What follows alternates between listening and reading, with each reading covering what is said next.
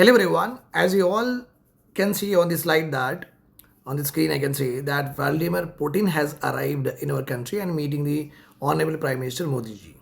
Obviously, he is a great leader of a great nation. Why? Because we call him as the one of the second most powerful leader after Donald Trump. Why? Because a powerful leader can be made by a powerful country. Means the country which is self-sufficient in defense, self-sufficient in technology, self-sufficient in energy, self-sufficient in medicine, self-sufficient in producing the skill workforce, etc. So and so forth. We call such country as like a powerful country, and that's why he is a powerful leader came to our country.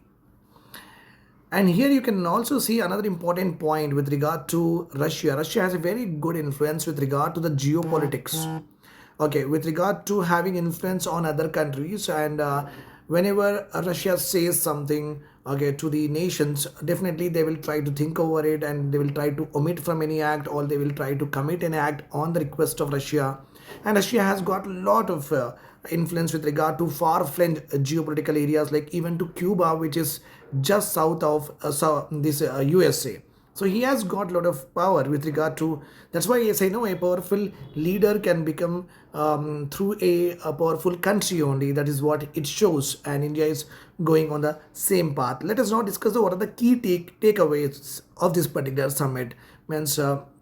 Vladimir Putin and Mr. Modi ji both have met together, and we would also like to see that what are the important things that we have got with regard to trade, investment, defense, etc., so and so forth, which is very important for the examination point of view. Let us go ahead one by one.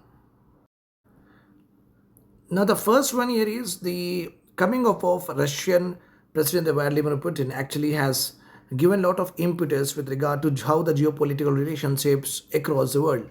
So strategic recalibration, not symbolism. It's not like that Russia is just coming and meeting to Prime Minister Modi ji, showing to the world that see we are very good friends. Not like that. Russia, with this visit, the last visit was in 2021, and with this visit, Russia has ensured and Russia have sent a message to the world that we will engage with India with a very strategic recalibration. Means we'll go deeper into our ties with regard to investment, technology, with regard to sharing of energy, with regard to sharing of the ideology of what multipolarity and lateral engagements. So this is the first visit of Vladimir Putin, the Russian president, after 2021, signaling that India remains a very important part of Russia's major partners outside India, because Russia and China, one is of brainchild of Mao, that is China, another one is the brainchild of Lenin. So both of them follow soft and very extreme communist policies. So we are a mix of both communism, capitalism, and socialism. That's the reason. Okay, the next best partner for Russia here is which share the same ideology of socialistic pattern of society is India. So Russia has reassured India, not only that, and to the world that India is one of the major partner, major friend of us outside China. Both sides are shifting away from the grand rhetoric to practical high impact deliverables. So even India want to engage with Russia not just as a way of symbol of having a friendship with a great nation or a powerful nation. We just don't want in that way. We just don't want to be importer of those defense things, etc., from Russia. We don't want to just go and ask help from Russia. We also want Russia to be a very important partner with regard to economy, with regard to investment, with regard to cultural exchanges, etc., so on and so forth. India also wants some high impact deliverables. High impact deliverables, it should means whatever the reforms that both the country will take, whatever the memorandum of understanding, whatever the agreements that both the country will have, should have a larger impact on economy. The export should grow. Okay, there should be good in my amount of investment in our country from Russia, right? So we want deepening ties and high impact deliverables with regard to economy, with regard to society, with regard to, I say that, the geopolitical relations. We want that kind of relations with Russia, not as a tokenism. Okay, we don't want tokenist policies. Okay, fine. So the first thing that from the important takeaways we can find out that energy relationship reshaped. Okay, Russian oil supplies will continue, but through new sanction proof routes. Moscow is offering deeper discounts and alternative intermediaries to keep flows stable. Means Russia will give to some other country, and some other country we can take it. So we can avoid in this way. Russia is helping us that in order to avoid the Donald Trump sanctions, they are ready to help us out from the sanction-free route. So they will be giving the oil to some other country. From there, our Reliance Oil or Nayara oils, they can purchase from it and give it to petrol pumps who can distribute us the tail. Nuclear cooperation is back in focus, and small modular reactors and potential approval for a second Russian nuclear plant site. Already we had in Kudankulam, so we may have another nuclear power plant site with the help of Russian collaboration. That is a very important because India is very deficient in electricity sector. We do not have 24 into 7 electricity in summer season in the rural areas, in the remote areas. You will see that 11 to 5 o'clock the electricity is gone. We don't want in this particular age our Indians to suffer in the rural and remotest area. For that purpose, we have to find out the new avenues with regard to how we can ensure energy security. And with the help of Russia, this could be easily possible because it is going to help us in nuclear reactor. You know that the benefits of nuclear reactor is enormous. Why? Because one pellet of uranium fuel can give rise to is equals to lot of amount of coal, lot of amount of oil you can use for the energy production. So this is a very cost effective, very cheap and environmental friendly. Okay, with the help of this nuclear cooperation also we can able to achieve our intended nationally determined contribution. So all this is in focus. Is a very good energy relationship has been shaped. Okay, clear? Fine. Now let us go ahead with defense cooperation. How can we forget the defense cooperation of us? Defense cooperation S-400. We have used this this machine that we have used this in order to protect our skies, and we are able to dodge lot of missiles coming from the Pakistan during the Operation Sindoor. This has really a successful air defense system that Russia has built, that is called as S-400. So defense cooperation again revived in this particular meeting. Follow on S-400 procurement highly likely. So we want more of such important machines that can guard our country's sky. India and Russia are reopening talks on the Su-57E fighter, a major shift in Indian Air Force earlier stance. So because of some reason you don't used to buy these aircrafts, now we are actually rethinking again that why we cannot buy, and we should be buying also. S-500 cooperation framed as long-term strategic possibility. Once S-400 we get sufficient, obviously the technology evolves, so we need to have more important ingredients, integration of new technologies within it, and that new version of S-400 is called as what? S-500. This S-500 is a future project, and the possibility that India will be a part of this particular S-500 for long-term strategic as a partner is also one of the important proposals here. Okay, then you can see the trade, payments and architectural overhaul. You can see Russia will ease markets for Indian products to correct the large trade imbalances. We can now sell our products in Russia. Basically, the countries generally allow us some product that can be exported there in their country and some product not. Just like India does not allow much of the agriculture products in our country. Why? Because India is an agrarian dependent country. If other agriculture products come here, then our farmers will be having a problem. So it's up to the countries that which kind of goods and services they allow in the country. So Russia has said that they are going to open more markets for the Indian products.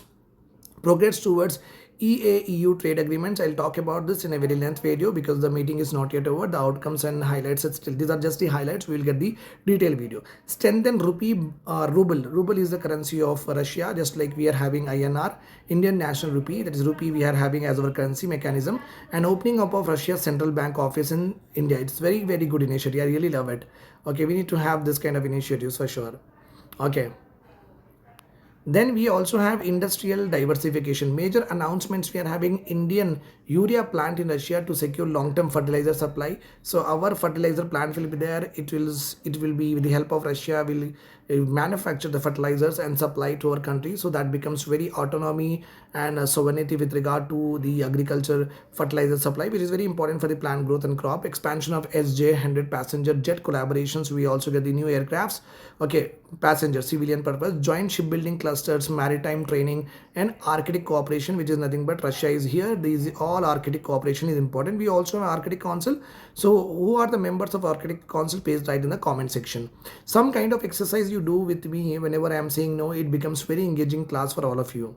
That's the reason I'm requesting all of you who are watching me, do try to engage whenever I'm asking questions to you, because on the basis of that, okay, you can be continuously hooked to my channel and you can get a lot of good classes.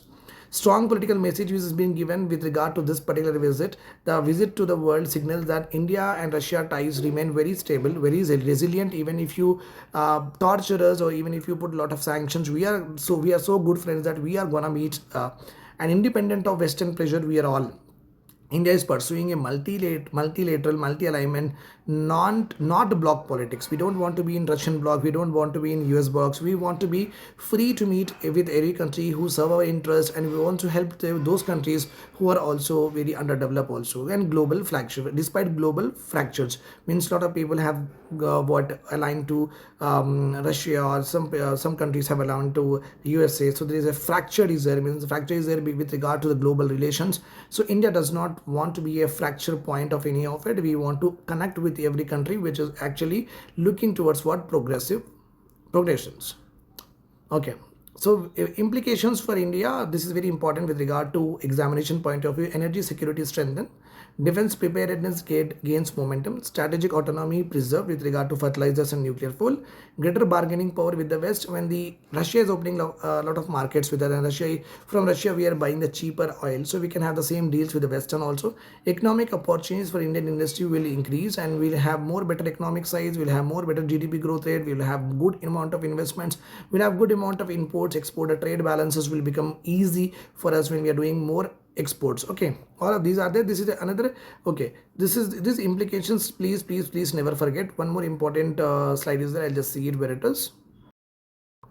Yes, I found it. So long-term connectivity and Eurasian footprints means we are having one important, okay, north-south corridor we are building. In that we are able to connect with the Eurasian economies. Nothing but this is Asia, and this is the big Asia. You can see this is the Western European countries. This is the Eastern European countries like Belarus, Ukraine, Poland we are having, and here we are having Kazakhstan, and we are having here.